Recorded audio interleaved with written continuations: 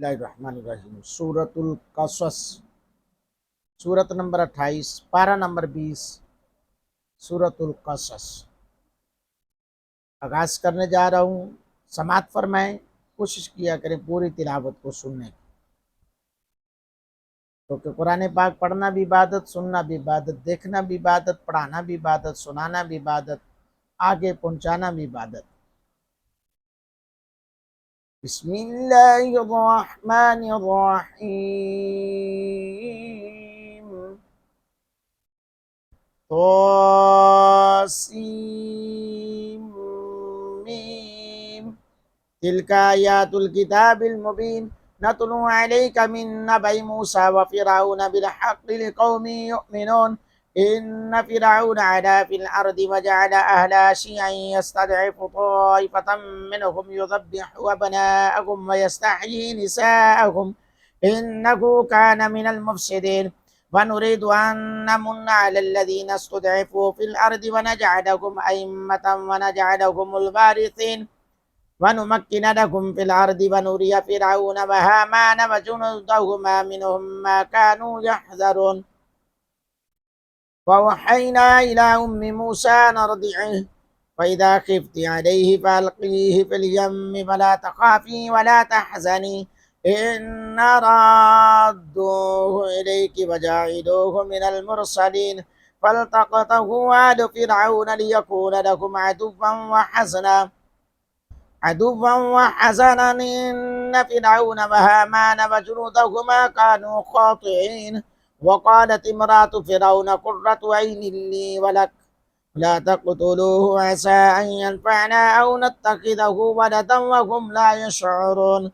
وأصبح فؤاد من أم موسى فارغا إن كانت لتبدي به لولا أن ربطنا على قلبها لتكون من المؤمنين.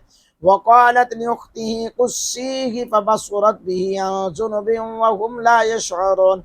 وحرمنا عليه المراضي من قبل فقالت هل أدلكم على أهل بيت يكفلونه لكم وهم له ناصحون. فرددناه إلى أمه كي تقر عينها ولا تحزن ولتعلم أن وعد الله حق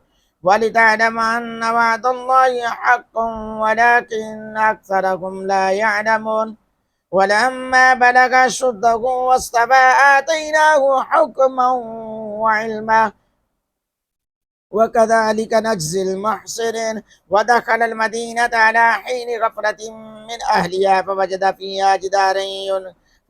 فيها رجلين يقتتلان، هذا من شيعته وهذا من عدوه فاستغاثه الذي من شيعته على الذي من عدوه فوكزه موسى فقضى عليه قال هذا من عمل الشيطان إنه عدو مضل مبين.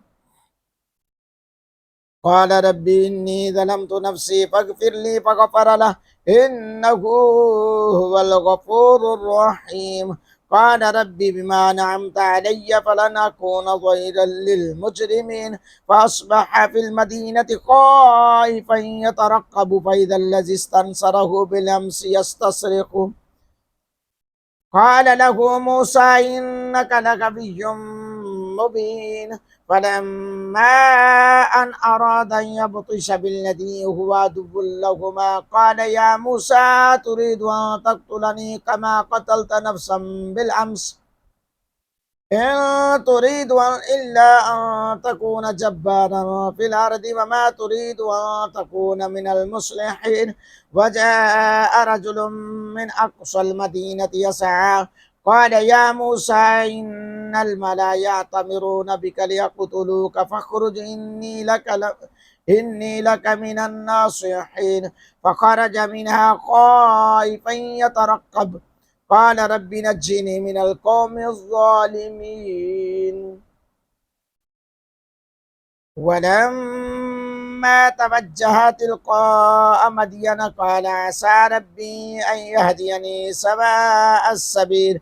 ولما ورد ماء مدين وجد عليه أمة من الناس يسقون ووجد من دونهم امرأتان تسودان قال ما خطبكما قالتا لا نسقي حتى يصدر الرعاء وأبونا شيخ كبير فسقى لهما ثم تولى إلى الظل فقال رب إني لما أرسلت إلي من خير فقير فجاءته إحداهما تمشي على استحياء قالت إن أبي يدعوك ليجزيك أجر ما سقيت لنا فلما جاءه وقص عليه القصص قال لا تخف نجوت من القوم الظالمين قالت إحداهما يا أبت استاجر إن خير من استاجرت القوي الأمين قال إني أريد أن أنكحك إحدى ابنتي هاتين على أن تأجرني 8 حجج فإن أتممت 10 فمن عندك وما أريد أن أشق عليك ستجدني إن شاء الله من الصالحين قال ذلك بيني وبينك أيما الأجلين قضيت فلا عدوان علي والله على ما نقول وكيل